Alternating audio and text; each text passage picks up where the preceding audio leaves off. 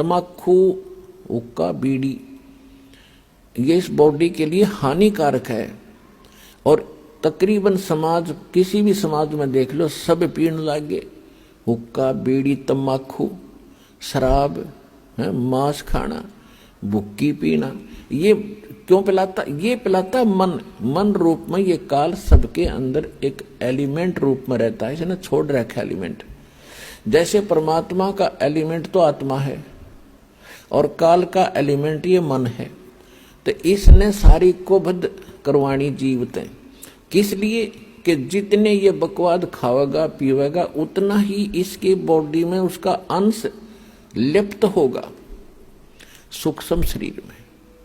तो उसके बाद फिर वो जो का तो ऊपर जाकर जब उसको भूना जाता है, जिसने घना हुक्का पी रखा है, घनी शराब पी रखी है, वो देर तक वहां भूना जाता है कि उसमें अच्छा माल होता है इस काल का। तो वहां सबको इसलिए डाला जाता है कि जो सारे जीवन में इसने जो खाया पिया, कुछ तो बॉडी शरीर सुख सुथुल शरीर इससे ठीक रहा, शेष उसके अंदर जम जाता है और वो इतने गर्मी के बिना छूटता नहीं। वहां इनको तड़फाया जाता है, हाहाकार मच जाती है, अचेत हो जाते हैं कुछ देर के बाद, और फिर उसका समय निर्धारित है, उसके बाद उनको वहां से उठा दिया जाता है और वो जो गंध है उसका सारा नीचे चला जाता है अलग से उसके पात्र में। और ये प्राणी अपने आकर के फिर धर्मराज के दरबार में आते हैं, फिर अपने कर्मानुसार कोई पशु बनो, पक्षी बनो, मनुष्य बनो या राजा बनो, जाओ, उसका काम पूरा हुआ। तो परमात्मा कहते हैं जहां ये तपस्या पर भूनने जा रहे थे प्राणी धर्मदास, में वहां आके खड़ा हो गया। इनका बुरा हाल हो रहा था, रो रहे थे। कहीं पर तो एक परिवार के दो सदस्य वहीं भूनने जा रहे थे, वहां उनके गुरु भी साथ पटक वहीं पर भूनने जा रहे थे, ऋषि महर्षि भी वहां पर भूनने जा रहे थे। और जब मैं वहां जाकर खड़ा हुआ, एकदम उस तपस्या की जो तपत थी, जलन थी, वो एकदम शांत होगी। टुकड़ी तो गर्म जो की तू है, लपटें निकल रही हैं आग की, लेकिन उन प्राणियों को मेरी शक्ति से उस आग का कोई असर नहीं हो रहा था। तो जब उनका वो पीड़ा खत्म हुई तो एकदम बैठे शांत होकर मुझे देखा, तो परमात्मा के उस शीतल चंद्रमा जैसे शीतल चेहरे को देखकर वो सभी ये समझ गए कि शायद ये भगवान है। तो उन्होंने कहा कि हे परमात्मा, हम यहां पर कौन से कर्म का दंड भोग रहे हैं? तो परमेश्वर ने कहा कबीर जी ने कि बेटा, ये तुम्हारा इस लोक का दंड नहीं, ये तुमने सतलोक में गलती करी थी। अपने मूल स्थान को छोड़कर, उस सर्व सुख दायी स्थान को छोड़कर भरी थाली का ठोकर मार कर तुम यहां आए हो इस काल के साथ।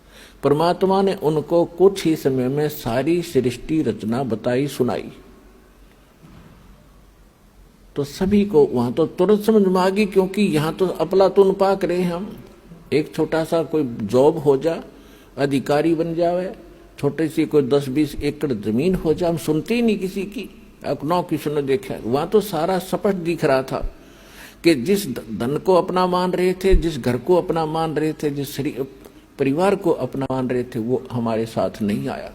तो वहां तक अकल ठिकाने आ गई थी उनकी।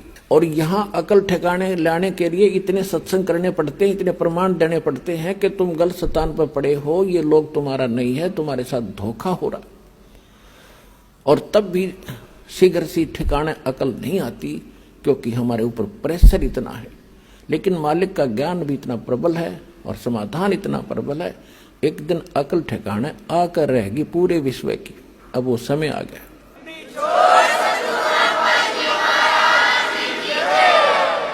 तो सभी ने करबद्ध होकर कहा, परमात्मा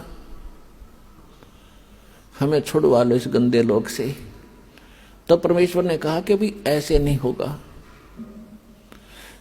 जिस समय आपको पृथ्वी लोक पर मानव शरीर प्राप्त हो, स्त्री या पुरुष का, और वहां मेरा कोई भूला भटका कोई संत तुझे मिल जा, मेरे इस ज्ञान को बताने वाला जो मैं तुम्हें बता रहा हूं, ये याद रखना। उसकी शरण में चले जाना, वो जो विधि बताओगा भक्ति की, वो भक्ति करना बेटा। फिर तुम्हें वहां भी सुखी करूंगा, और फिर तुम इस तपस्या पर नहीं आओगे, बाईपास ले जाऊंगा, तुम वो भक्ति करना। तो वहां तो सभी हां भर रहे थे कि कान पकड़ते हैं भगवान, आज के बाद इस काल का नाम नहीं जाप करेंगे, हम इसने याद भी नहीं करेंगे, हम आपकी भक्ति करेंगे। हमने तो भगवान जान के और इस काल की पूजा की दाता। आज अकल खुली हमारी, और अब के मनुष्य जीवन मिलेगा तो हम वही भक्ति करेंगे जिससे आपकी प्राप्ति हो। तो परमात्मा ने कहा भाई ठीक है, याद रखना इस बात को बच्चों, भूलना नहीं। और तुम वहां ऋषि बैठे थे, जो गुरु बैठे थे, वो निराकार बताया करते थे ब्रह्म को। परमात्मा ने कहा कि ए मुनि जी, तुम कैसा मानते थे परमात्मा को? कि जी हमने तो ऐसा ही ज्ञान हुआ है कि वेदों में निराकार बताया गया है। वेद तो पढ़े ली ना, तुम्हें पता वेदों का सट्टे मारे तुमने। वेद तो साकार बताते हैं, तुम्हारा अनुभव निराकार बताता है कि खोजत खोजत थक गए, अंत कहा बेचून। बेचून माने निराकार। तुमने जो जिस विधि से भगवान पाने की चेष्टा की, उससे परमात्मा नहीं मिल सकता, और इसलिए वो गलत प्रयत्न साधना करके तुमने अपना अनुभव गढ़ दिया कि भगवान निराकार, वो दिखता कोई नहीं, प्रकाश दिखता है। परमात्मा का प्रकाश ही देखा जाता है। अरे भले आदमी कोई कहे सूर्य तो निराकार है, सूर्य का प्रकाश देखा जा सकता है, अकल है ठिकाने तुम्हारी। सूर्य बिना फिर प्रकाश किसका? भगवान के बिना प्रकाश किसका देखा? तो कहने लगे जी हम तो बस इतनी पढ़ाई पढ़काए हैं, हमने तो निराकार मान रखा था। देखो वो आ रहा है सामने तुम्हारा निराकार भगवान, वो देखो। जब सबकी दृष्टि परमात्मा के संकेत की ओर गई तो ओछा माथा, काला शरीर, विकराल चेहरा, ये उसका वास्तविक रूप है। और उस रूप को यदि आप यहां देख ले तो कलेजा फट जा। जिसको तुम खोजने के लिए ऋषि महर्षि हजारों वर्ष तक ब्रह्म न पावेंगे, ब्रह्म न पा लो, थारा कलेजा फट जा, उसने देख लो। तो सारी उल्टी साधना की तुमने, सब ज्ञान गलत ज्ञान स्वयं ग्रहण किया और सारी जनता को भ्रमित कर दिया। वो आ रहा तुम्हारा भगवान, और तुम्हारे से निकले इस गंध को खाएगा वो। और अब तुम जाओ यहां से। परमात्मा ने अपनी शक्ति से उनको वहां से उड़ा दिया। अब काल का भोजन का समय हो गया था, क्योंकि उसने भी निर्धारित समय फिक्स कर रखा है कि इतने समय में ये भुन बांध कर चले जाएंगे यहां से, केवल वो माल शेष रह जाएगा, उनसे निकला हुआ गंध, वो उसका माल है। वो खाने के लिए आया तो देखा सामने एक व्यक्ति खड़ा है। अब उसने निकट आकर देखा, क्या देखा कि तो मेरा बड़ा भाई खड़ा है, जोगजीत खड़ा है। अब काल, जब वहां काल ने गलती की थी सतलोक में, ये सृष्टि रचना में आपको सुनाया हुआ है, यहां केवल एक हिंट देकर आज सत्संग का विषय दूसरा रखना है। तो वहां सतलोक से जब इसको निकाला था 21 ब्रह्मांड समेत, तो परमात्मा इसी रूप में गए थे, जोगजीत रूप में। तो जब जोगजीत रूप में उसने देखा कि ये परमात्मा के निकट मेरा भाई है, उनके साथ रहता है ज्यादा, और उसका संदेश वही लेकर आता है, कोई आज्ञा क्या है ये पूछता हूं पहले इससे। तो उस ज्योत निरंजन काल ने जोगजीत से कहा कि जोगजीत तू यहां क्यों आया? अब कोई पिता का आदेश है तो मुझे बता, और तूने मुझे वहां से मार कर निकाला था, तू मेरे लोक में क्यों आया? मेरी तू आ कैसे गया? अब मैं तुझे पहले तो आदेश बता दे क्या है परम पिता का, फिर तुझे मैं मारूंगा, कुटूंगा।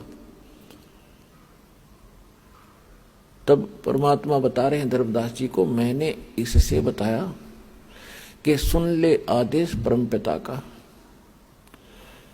ये आत्मा परमात्मा की है और ये तेरे साथ आ भी गई थी तो ऐसा जुल्म नहीं करना था तूने। अन्यायी, कोई गधा बना दिया, कोई गधी बना दी, कोई सूर बना दिया, कोई सूरी बना दी, कोई कुत्ते गधे की योनि भोग रहा है, कोई कष्ट से पीड़ित है, किसी को कैंसर है, किसी को टीबी है, किसी का हाहाकार मच रहा है, किसी की टांग कट गई, किसी का हाथ कट गया। ये जुल्म कर रखा तूने। तेरे रहम नाम की चीज नहीं है। परमात्मा दुखी हुए इस बात से, तो वो कहता है कि मैं तो सत का राज करता हूं, जो जैसा कर्म करता है उसका वैसा ही फल देता हूं। भगवान का आदेश है मेरे को कि सत का राज करना, किसी अन्याय ना करना। परमात्मा बोले कि मुझे मालूम है तू जैसा सत का राज करता है। ये मन रूप में तू खुद विद्वान है, सारे उल्टे काम कराता है आत्मा से, और जब आत्मा सजा भोगती है तू भाग जाता है। कबीर साहब कहते मन के मते ना चालिए, मन है पक्का दूत, ले डूबे दरिया में फिर जावे हाथ से छूट। करवा के कुकर्म आत्मा दंड भोग रही है, कोई गलती करवा देता है, इसकी पिटाई हो रही है, मन एक तरफ बैठ जाता, आत्मा रो रही होती है। गधा बनवा के छोड़ देता है उल्टे काम करवा के। अब किसी को कहे भक्ति कर ले, मन नु कहे ना आजा ताश खेल लांगे, छोड़ के तेरा भक्ति में है। कोई कहे भाई भगवान का नाम, चलो सत्संग में ना टाइम नहीं है, और वहां बिछा के गली में बैठ जाएंगे ताश खेलन सारे दिन। इबका मार आन दे, इबका देखूंगा, सारा दिन धक्के खा के बकवास करे। तो ये मन करवाता है, और जब आत्मा जाग जाएगी, झांखे भी नहीं इन कर्मों को, तो आत्मा को यहाँ जगाया जाता है, इसका मूल ज्ञान बताया जाता है, ये कहाँ की रहने वाली है, वो स्थान याद कराया जाता है, ये सत्संग में याद कराया जाता है। तो सुन ले आदेश परमात्मा का। जोगजीत रूप में भगवान कह रहे हैं कि मैं नीचे जाऊंगा, सभी तेरे ब्रह्मांड सब लोक में जाऊंगा, नीचे के स्वर्ग लोकों में, ब्रह्मा विष्णु महेश की नगरी में, और पृथ्वी लोक पाताल लोक पर जाऊंगा। सब जीवों को बताऊंगा कि ये भगवान नहीं है जिसको तुम परमात्मा मान बैठे हो, ये वो परमात्मा नहीं है। और वो ज्ञान बताऊंगा, उस भगवान के चिन्ह बताऊंगा जिसका तूने नामो निशान मिटा दिया। मैं इसलिए आया हूं, आदेश है परमात्मा का। नीचे जाऊंगा, तेरी पोल खोलूंगा, तेरा भांडा फोड़ूंगा कि तू काल है, तेने जुल्म कर रखा है, इनके साथ सारी उल्ट साधना करवा के इनकी दुर्गति कर दी है। और ऐसा मंत्र दूंगा उनको कि वो जाप करके सीधे सतलोक आ जाएंगे, तेरे झंझट से छूटेंगे।